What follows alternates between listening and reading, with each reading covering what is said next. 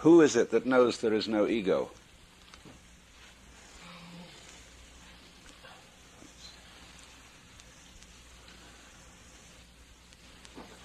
And you must realize, you see, that this is a problem created linguistically. I explained that language based on the sentence, composed of subject, verb, and predicate, contains the hidden belief system that events are started by nouns, by things. And so it's very important to understand that in the real universe there are no things at all. And this startles people, because we think of the universe as the sum total of things. But when you go into the question what you mean by a thing, you ask children this question, what do you mean by a thing? And they'll say, well, an object. Well, I said, you've just substituted another word that doesn't tell me anything. Well, they can come back if they're very smart and say, what do you mean by anything? I got once in a class of high school kids an Italian girl who said a thing is a noun. Well, she was getting warm. A thing is a think. It's almost the same word.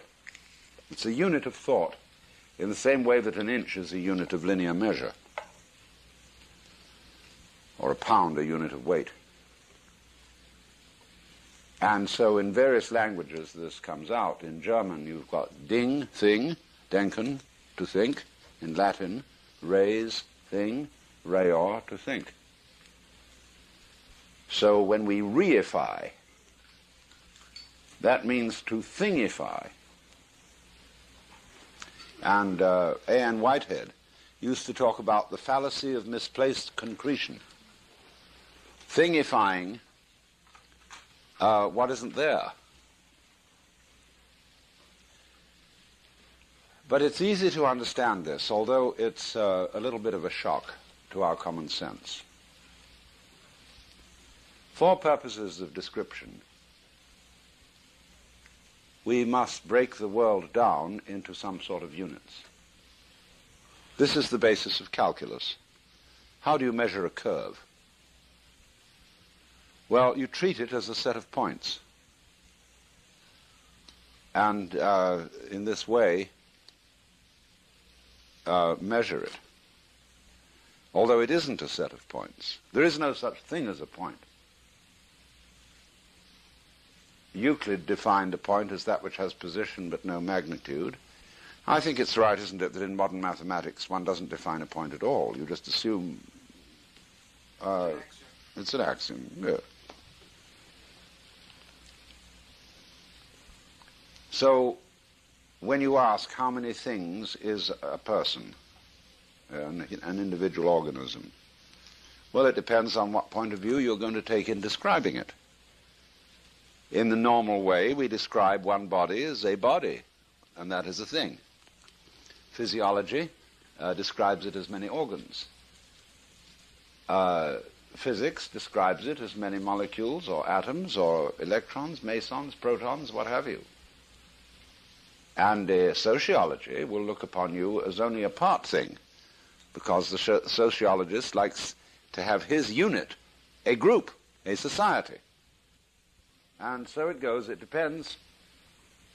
Let's take rabbits. The way you describe a rabbit will depend on whether you are a hunter or a furrier. It's the way you look at it and the way you describe it, so that the way of describing always varies according to the use you want to make, so that the world is not unlike a Rorschach blot. And in psychological testing, we get people to describe Rorschach blots and say what they see in them. Now, you can perfectly well imagine that we in this room could have an enormous Rorschach blot on the wall, and we would all discuss it and arrive at a consensus about what it was. And we would manage, in other words, to coagulate our different points of view. And if there were a very dominant person present, he or she would tend to force the particular view upon everybody else and say, no, obviously it isn't what you say it is. Look, it's perfectly clear that it's that. So we are living in a Rorschach blot. Only urban people have difficulty in realizing this, because urban people live in a straightened out world, and we call them straights or squares. Because they think in very simplistic terms. See, Euclid had a very simple mind. And therefore he discussed a geometry which wasn't a measure of the earth at all. The word geometry is from the Greek geos, the world, the earth, gis, and metra, which means to measure. Now the Greek word for measure, from which we get metric, meter, comes from the Sanskrit root, M-A-T-R, which also means to measure, and derived from that is the Sanskrit word maya, which means illusion, as well as imagination. So figuring it out is the measuring of the world, the metering. And meter also is the Greek word for mother, and is, of course, the root of the word matter, material. And so when we ask, does it matter, we are asking, does it measure up to anything? Well, we come to the conclusion that there is no matter. There's form. It's the form that matters, or you could say the universe is a matter of form. And in Sanskrit, there is no word for matter. The word rupa, which is used for the material or physical world, means form. And so you get nama rupa as the full name for what we call physical reality. Nama means name, rupa form, so it is named form.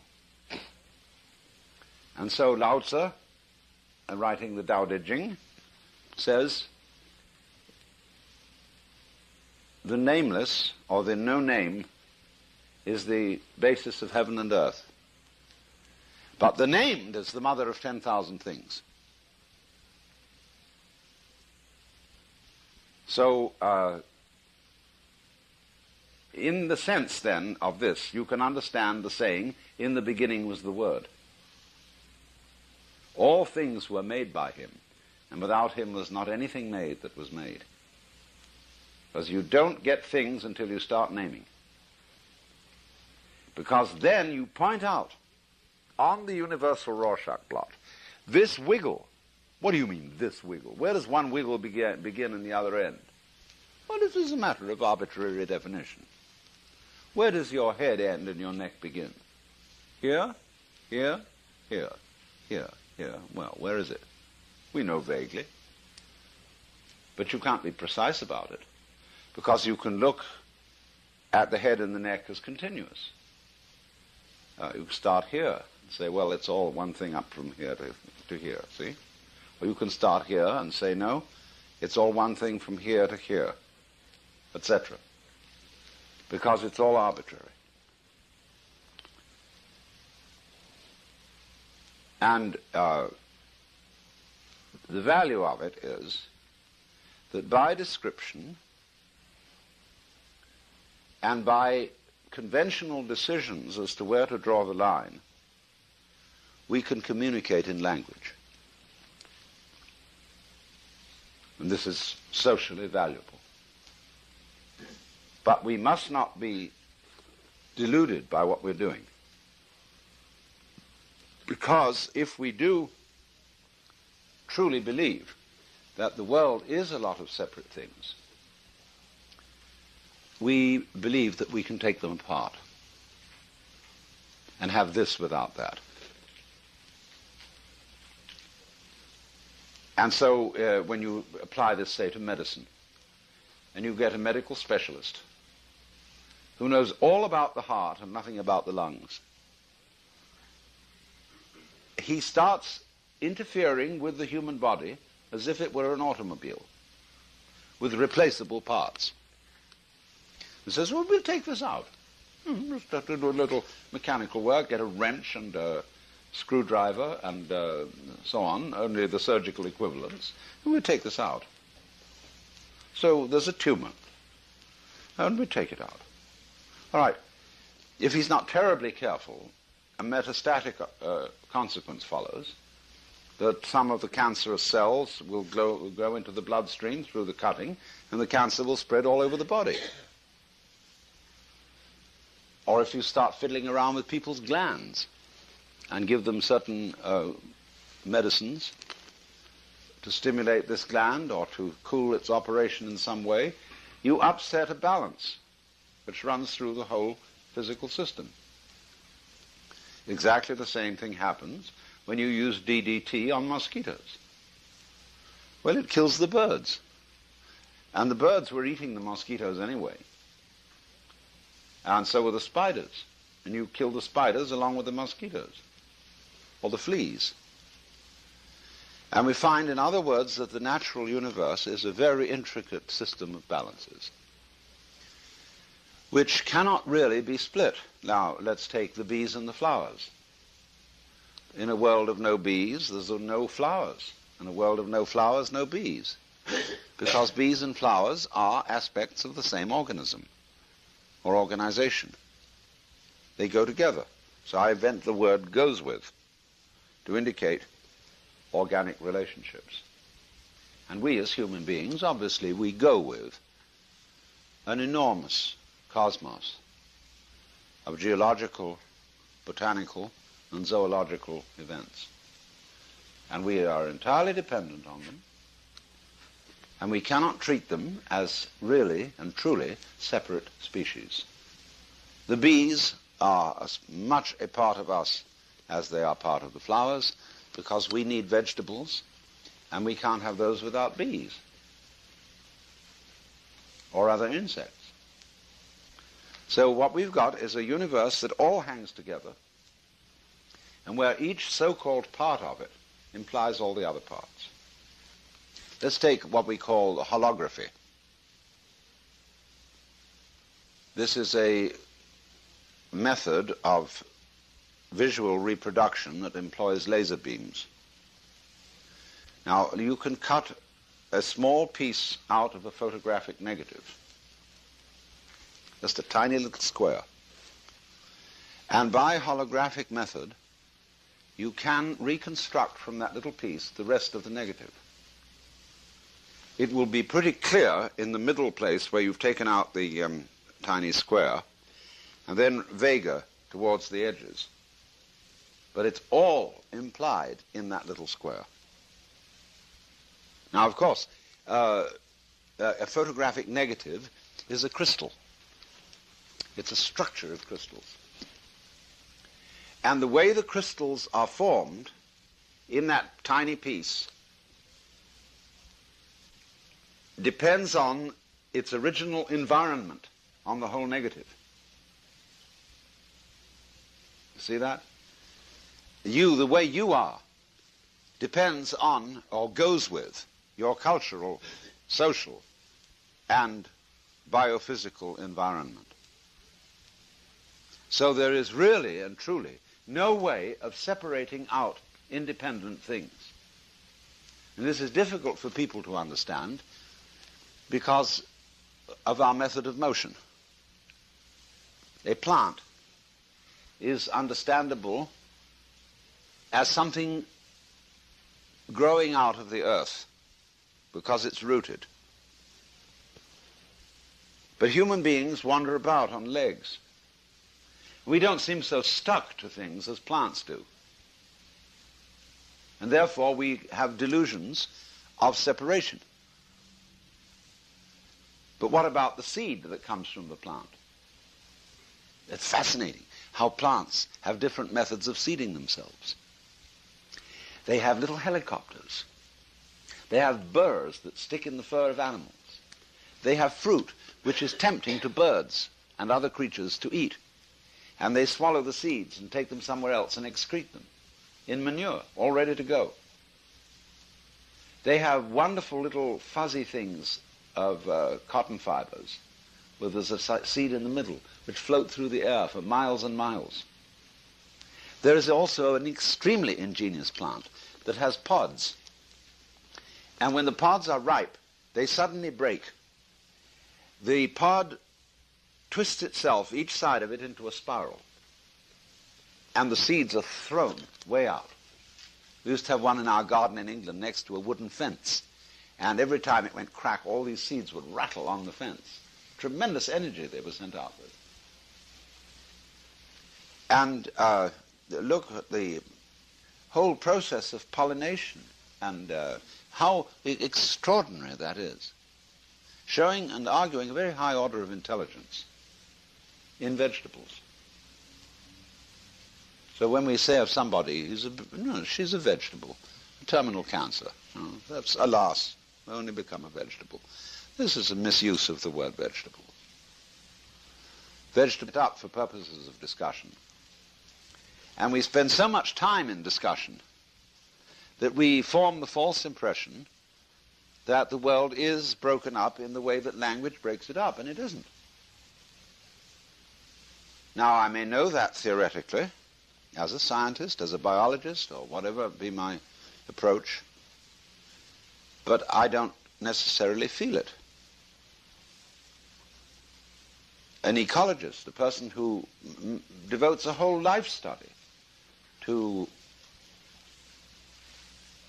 realizing the interdependence of everything in the world, is in private life still a Christian ego. That is to say, a separate soul inside his bag of body. That's the way he feels. And we have enormous difficulty in avoiding that feeling because of our social influence on each other. Now, if you befriend, say, a group of Christians, and they may be Baptists, and for various reasons it's important for you to be a member of this group, you will eventually think their way. The most startling example of this was an experiment devised by B.F. Skinner. He would be giving a class in psychology, and he would suddenly send two students out of the room, say, "Come back when we call you." Then he would explain to the class the game rule. We're going to put two chairs here, up beside me. Chair A, chair B. We're going to have a discussion, and these two students are going to come back. We will agree with everything that is said by the student who sits in chair A. We will disagree with everything said by the student in chair B. The effect of this was astounding. Because even if the student sitting in chair A was rather inarticulate, the fact that the group agreed with everything he said made him extremely expressive, very happy. However articulate the student in chair B, where everything was wrong with him, he got completely confused. And the only way out was for the student, either student, to explain to the class the game rules that they were playing. But you see, they didn't know these rules, and they had to be very clever indeed to deduce what was the pattern. I once got into this situation. I had a group of students come and visit me with a faculty member in charge of them. And he was very obstreperous. He argued. He really wanted to argue. So I got the general drift of his argument. See, what sort of opinions were likable to him. And then said something that would entirely accord with that sort of opinion system. And he denied it. So I said, "Sir, you are playing a game. You are bound and determined to disagree with anything I say." And he was nonplussed.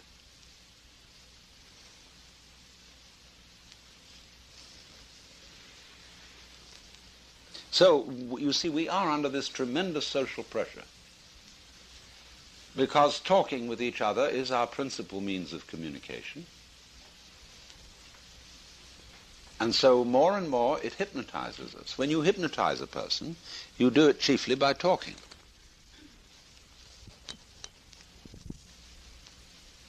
Relax while I count up to 5, be very relaxed, etc., all that jazz. And so it is the word which spellbinds us. Look at that word, to spellbind.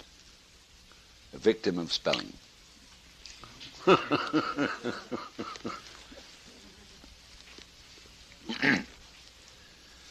And so all these conventions of language in which we think, even if we're quite illiterate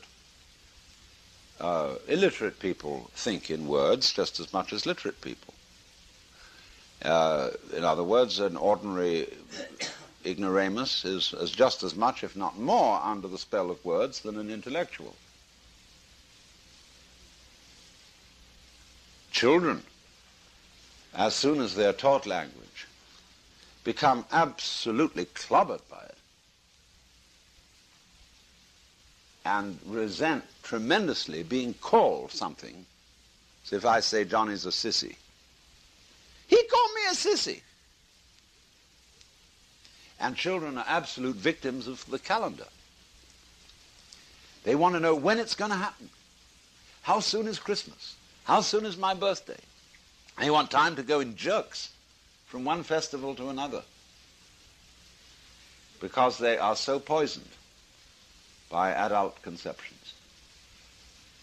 They have no antibodies against them.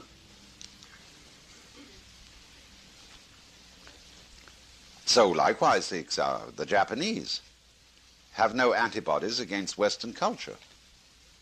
And they are complete victims of it. They succumb to smog and even think it's a good thing to have smog. Have songs about it. How the beautiful fog over the furnace buildings of the factories. Yeah. Haiku. No, this is true. I'm not kidding.